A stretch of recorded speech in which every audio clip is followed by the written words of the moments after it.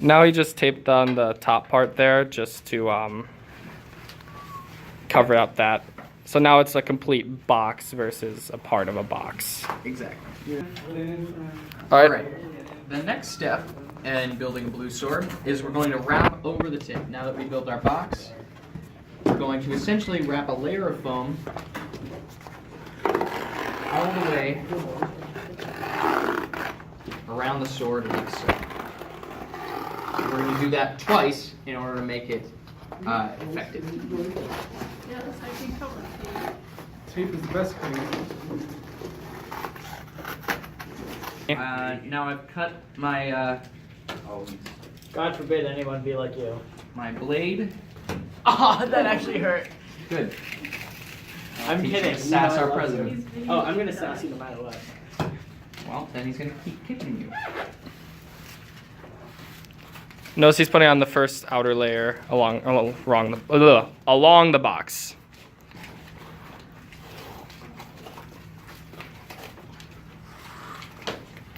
Very, yeah, explicit. Pretty boring. You can skip it, but recording it just in case you need a visual. Yeah, we can record for the final visual especially. Alright, so now I've got a little tail. I usually make it so that I have one just so that I have some extra. And I just cut off the tail. And look at how beautiful that looks. Press all foam. Once again, compression, compression, compression. You want it to stay together as much as it can. Notice how he is compressing it.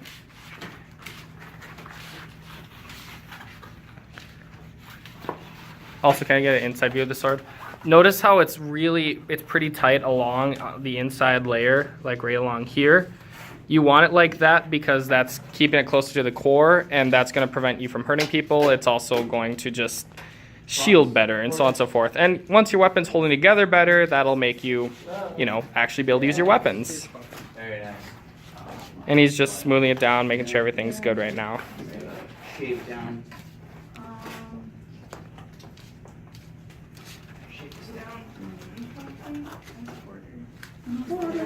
There's specific tape I'm supposed to. Alright.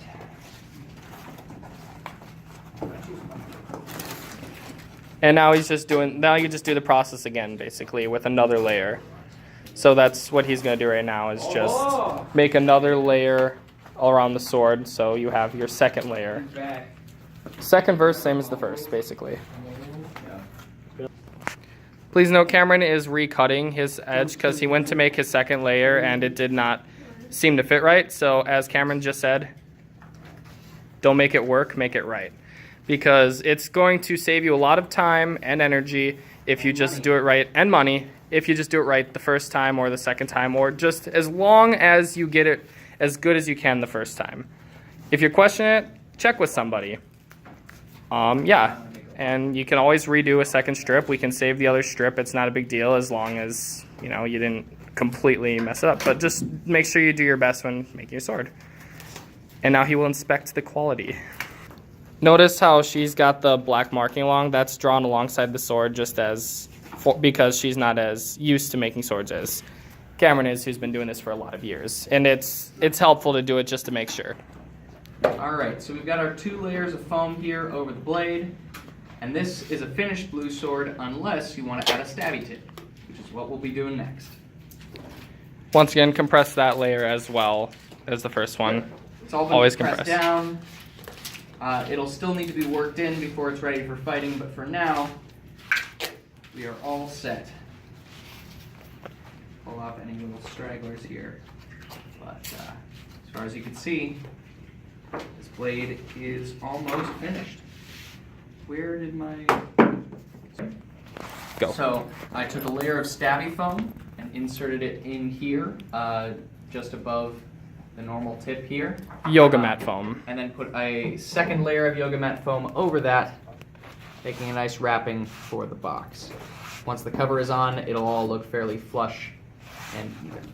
And he's taping that down with a different tape. Some people use different tapes. Some people you'll see pictures and stuff where they'll have like a trident looking taping formation for the stabby tips. there are a lot of ways to do it. This is just one way that Cameron prefers. Yeah, I like to use cloth tape. It doesn't hit quite as hard as some of the strapping tape. I also think it looks better. And there's a little bit more tape and stuff, so it seems to hold a little better than sometimes than if you do it other ways. Also, if you make a mistake with strapping tape, it is very unforgiving. You're not wrong. You get no redos. But with cloth tape, you can be a little more lackadaisical.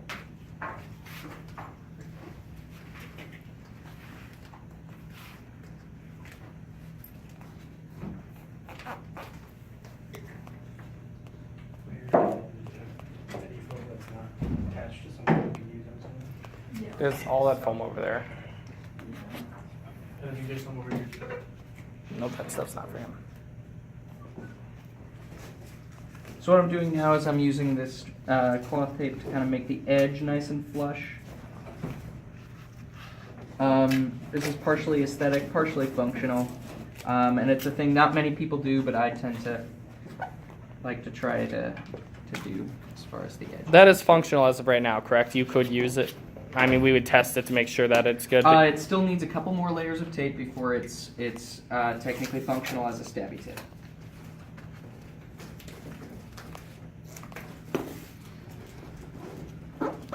Which you will see him applying now.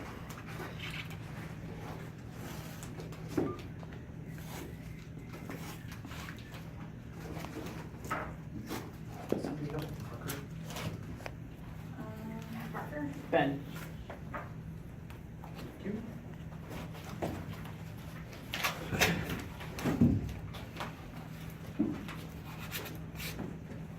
All right.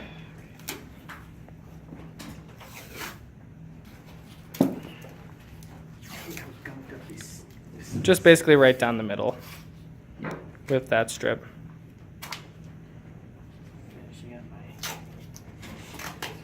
Make sure it's not going anywhere. And then the final step, some people tend to skip this. I think it's fairly important.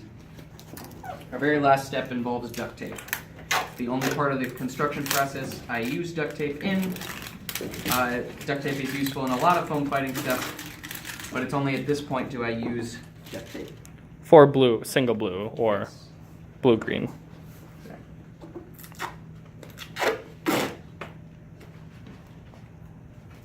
I'm going to take a bit of duct tape here along this side.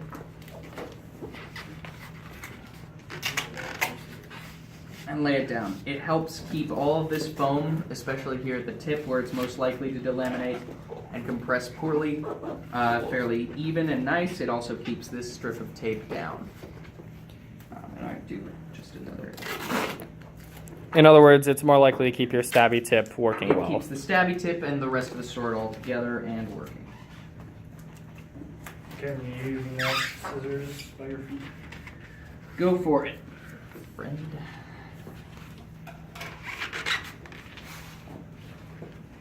All right, and now we have a finished functional sword.